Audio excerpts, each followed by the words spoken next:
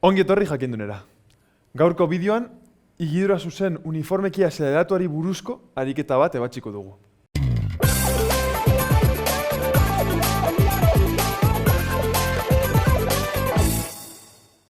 Ariketa honetan, esaten digute, kotxe bat daukagula, hasieran 25 metro segundura doala, eta 8 segundu pasauztean, 40 metro segundura azeleratu duela.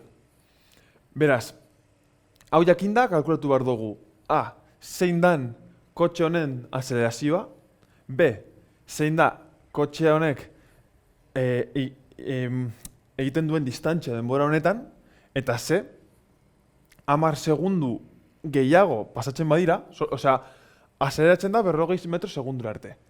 Eta hortik 10 segundu gehiago pasaostean, zein izango litzateken bere abiadura. Ongi. Hasteko,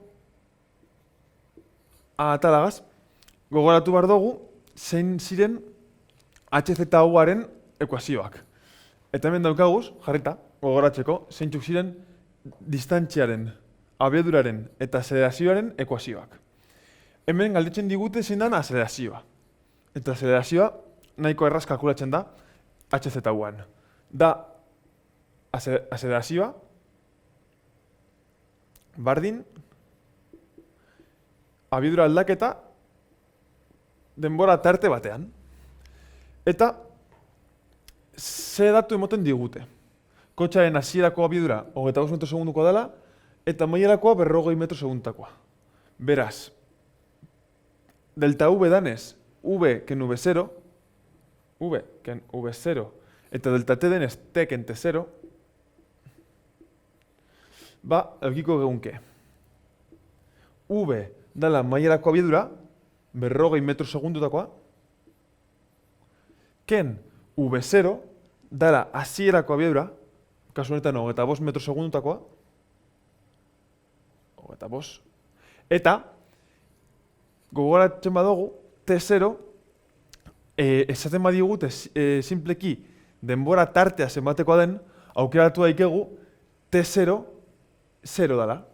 Beraz, T izango zen 8 eta T0 0. Osa, 8 segundu da directamente delta T.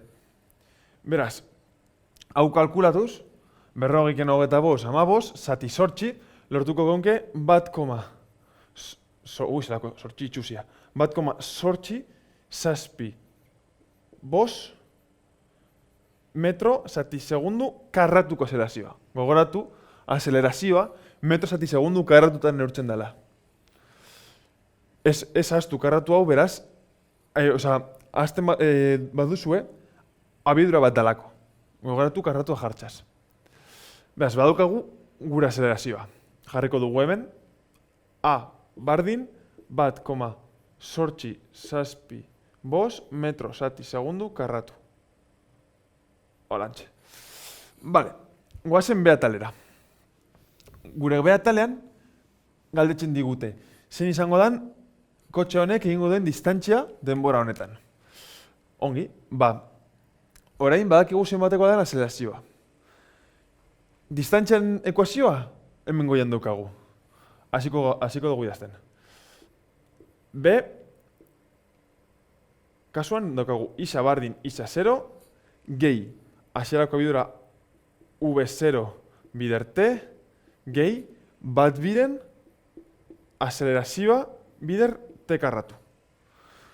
Badakiguz atal guztiak? T badakigu zenbatekoa den, 8 segundukoa. Azelerazioa hemen kalkulatu dugu, beraz badakigu ere. V0 emoten digute. Jarriko dugu hemen V0, hobetu ulertzeko. V0 bardin 25 kilometro, eta isa 0, lehen gertatuen bezala, aukeratu daikegu zenbatekoa den. Azken finean, guk kalkulatzen ari gara, distantzia zenbatekoa den, desplazamentua aldaketa, desplazamentua. Beraz, isa 0, 0 aukeratuko dugu. Beraz, isa bardin 0, gehi V0 dala 25 metro segundu, 25, bider T dala 8 segundu, gehi bat biren azelerazioa, kalkulatu dugula hemen, 1,875 bider t karratura. 8 segundu, berbi. Eta hau guztiak kalkulagailuan sartuz, lortzen da jarraian, iza dala 260 metro. Beraz, gure kotxeak 8 segundutan 260 metro igitu ditu. Beraz, azelerazioa da hau, distantzia 260 metro. Borobilduko ditugu, garrantzitsuak direlako. Ongi. Eta orain, ze atala. Eta hau da, lio gehien eragin alduen atala.